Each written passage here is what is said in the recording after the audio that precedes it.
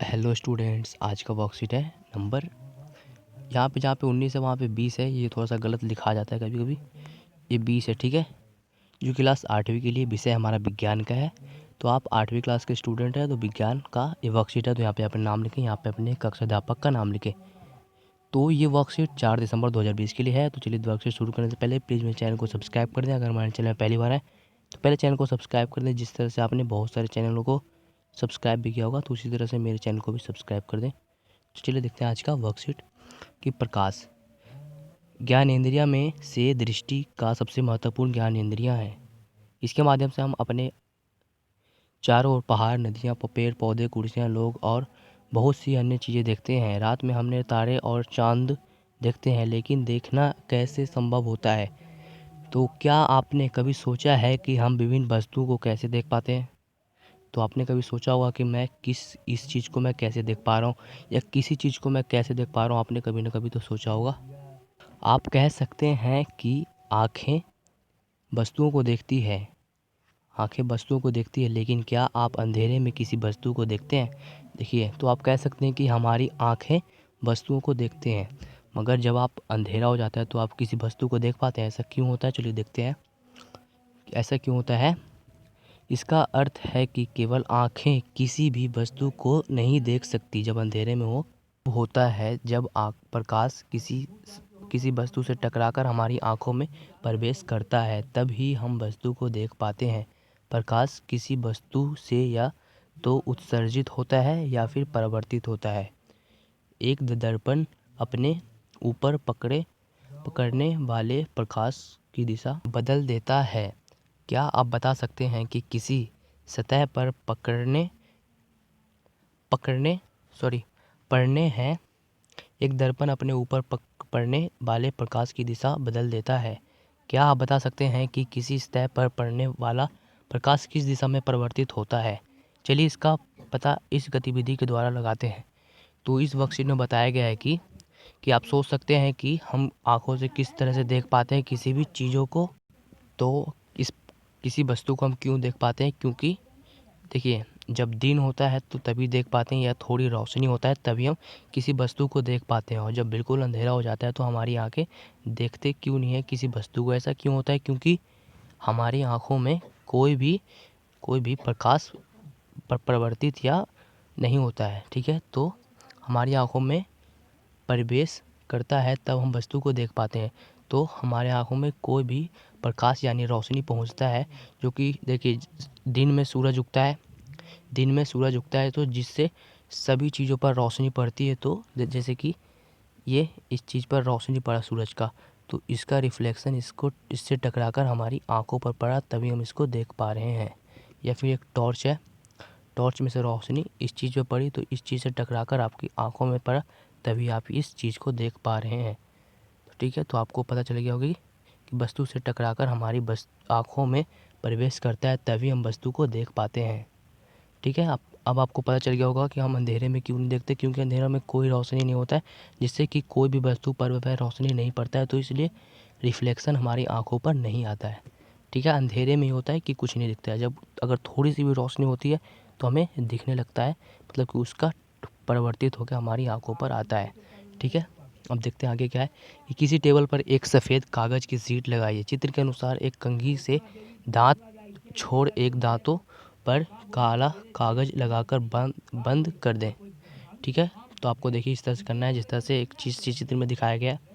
तो कंघे की शीट को लंबवत पकड़िए और एक टॉर्च से कंघे के खुले स्थान पर से एक प्रकाश डालिए। थोड़े समायोजन से आपके कंघे की दूसरी तरफ प्रकाश की एक स्पष्ट किरण प्राप्त होगी। तो आगे देखते हैं कि टॉर्च और कंघी को स्थिर कर प्रकाश की इस किरण के पथ के सामने समतल दर्पण की एक पट्टी रखिए। आप देख सकते हैं, आप क्या देखते हैं? दर्पण से टकराने के पश्चात प्रकाश का किरण दूसरी दिशा में परिवर्तित हो जाता है।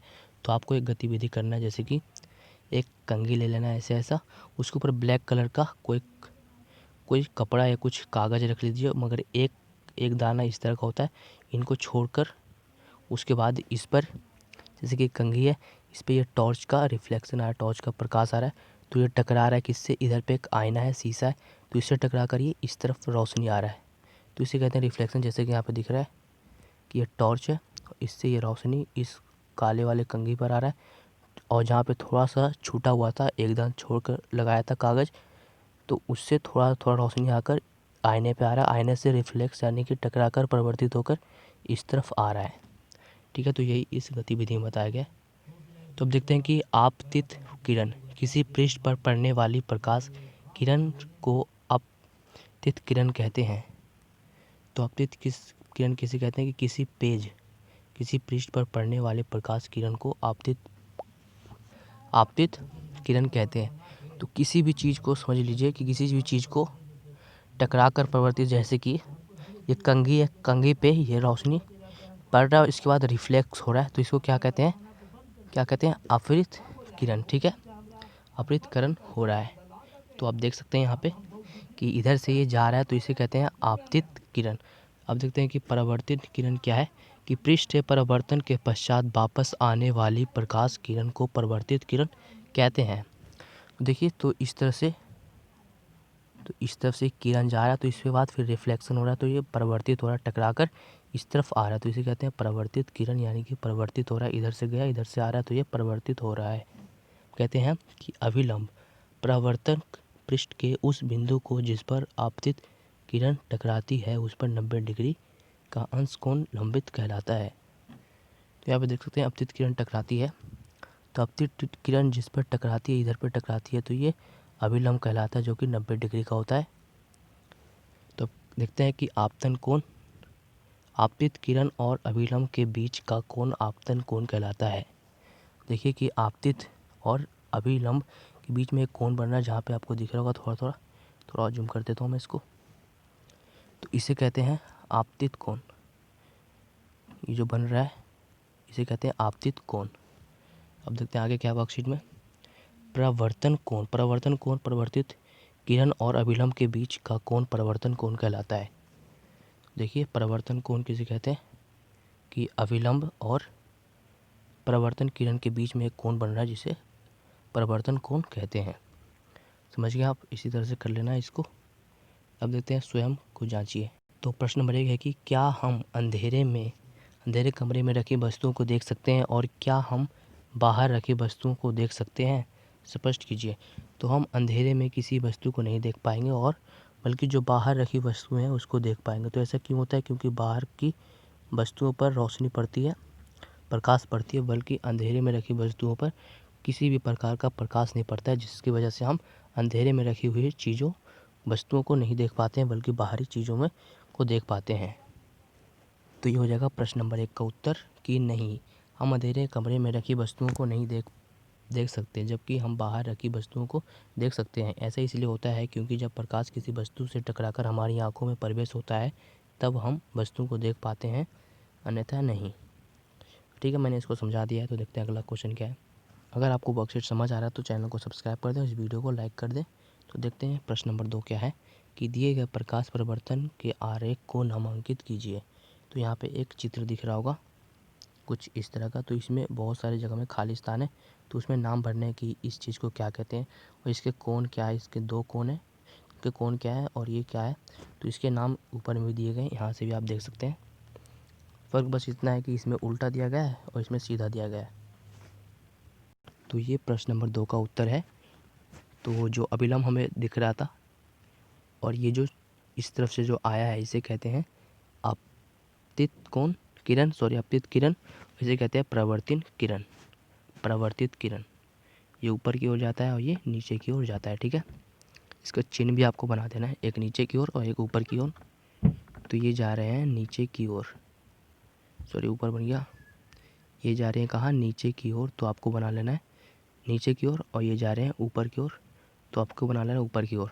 तो इसमें 2 कोण बनते हैं, जो कि आपतन कोण, इस तरफ का ये आपतन कोण है, देखिए समझा रहा हूँ मैं आपको, ये आपतन कोण है और ये परावर्तित कोण है। ठीक है, तो इस तरह से, और ये जो है ये कंघी है, तो इसका भी नाम लिख सकते हैं, वरना नहीं। तो आपको भी सेम टू सेम इसी तरह से डायग्राम बना लेना है। अगर आप इसमें बॉक्स बनाना चाहते हैं, इस तरह से बॉक्स, जो कि वर्कशीट में भी था बॉक्स, तो आप बॉक्स में लिख सकते हैं इस तरह से बॉक्स बनाकर। 2 बॉक्स आपको 4 बॉक्स है, तो आपको 4 बॉक्स बना लेना है। ठीक है, तो आपको वीडियो समझ आया तो चैनल को सब्सक्राइब कर दें, वीडियो को लाइक कर दें। ठीक है, सब्सक्राइब करने आपको आता होगा और बेल आइकन को भी दबा दें। अब हमारा प्रश्न नंबर 3 है कि प्रकाश का परावर्तन किसे कहते हैं। तो प्रकाश का परावर्तन किसे कहते हैं, तो इसका आंसर हम देख लेते हैं। आप इसमें से भी ढूंढ कर सकते हैं, वरना मैं जो करा रहा हूँ आप वो कर सकते हैं। तो ये है प्रश्न नंबर 3 का उत्तर। देख सकते हैं कि जब कोई प्रकाश किरण एक सामग्री, ठीक है, सामग्री माध्यम से चलकर किसी चमकदार पृष्ठ से टकराकर पुनः उसी माध्यम से लौट जाती है, तो इस घटना को प्रकाश का परावर्तन कहते हैं। मतलब कि किसी भी चमकदार चीज़ से टकराकर वो हमारे आँखों तक पहुँचती है, तो इसे परावर्तन या प्रकाश का परावर्तन कहते हैं। तो चैनल को सब्सक्राइब कर दीजिए और वीडियो को लाइक कर दीजिए और अपने दोस्तों में भी शेयर कीजिए कि वो भी आज का वर्कशीट देख कर सके। तो देखते हैं आगे क्या है प्रश्न नंबर 4, जो कि हमारा लास्ट क्वेश्चन है। तो ये है हमारा प्रश्न नंबर 4। यदि कोई आपतित किरण समझ रहे हैं आप, इस तरफ का आपतित किरण है। आपतित किरण वस्तु से टकराने के पश्चात परिवर्तित ना हो तो क्या हम कह सकते हैं, क्या हम उस वस्तु को देख पाएंगे? क्यों नहीं देख पाएंगे? क्योंकि वो परिवर्तन हुआ ही नहीं, तो कैसे देख पाएंगे? तो इसको अभी हमने रोक लिया, तो ये परिवर्तित हुआ नहीं हुआ, तो इसको हम नहीं देख पाएंगे। चलिए देखते हैं इसका आंसर क्या होगा। तो ये रहा प्रश्न नंबर 4 का उत्तर। नहीं, हम वस्तु को नहीं देख पाएंगे, क्योंकि वस्तु को देखने के लिए परिवर्तन जरूरी है। तो इस तरह से आप लिख सकते हैं। तो इसको प्रश्न नंबर 4 को भी मैंने आपको समझा दिया। अगर हमारे चैनल में पहली बार है तो चैनल को सब्सक्राइब कर दें, इस वीडियो को लाइक कर दें। मिलते हैं अगले वर्कशीट में, तब तक गुड बाय।